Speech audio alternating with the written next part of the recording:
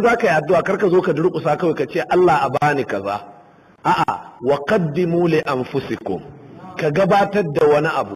Kamar yadda za ka ga maroƙi ya zo gidan ranka ya daɗewa ne, sai a kira sunan uwar mai gidan, a kira sunan uban, a kira sunan uwar gida, a kira sunan ɗan auta, a kira sunan amarya, a kira sunan wance da wance, duk waɗanda aka san in an yabe su mai gida zai ji daɗi bayan an yi mishi nashi yaba. Haka ne ko ba haka ba? Wannan ka'idar ita ce hatta a wurin Allah maɗaukakin sarki wanda yake ya fi kowa, kuma baya buƙatar kirarin kowa, amma sai dan ya bautar da kai. Idan ka zo abu na farko ana so ka yabi Allah, ka kambama Allah, ka wasa Allah. Dan haka sai malamai suka ce babban sirrin da zai ɗauke maka haka kawai shine ka karanta alƙur'ani.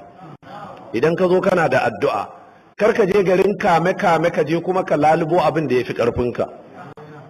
Ka zauna ka karanta alƙur'ani in kana da addu'a da za ka yi.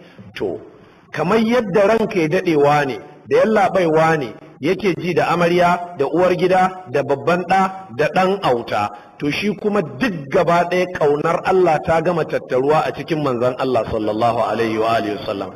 Duk wanda yake da bukata a wurin Allah to ya karanta alƙur'ani, ya yi salati ga annabi sallallahu alaihi wa sallama, to ya aika da bukatar shi. Babu road block, babu wani abu da zai tare ta. Ya gama buɗe ƙofa gaba ɗaya don ya yabi mai abin, sannan ya yaba ya ainihin sa albarka ga wanda mai abin ya fi so.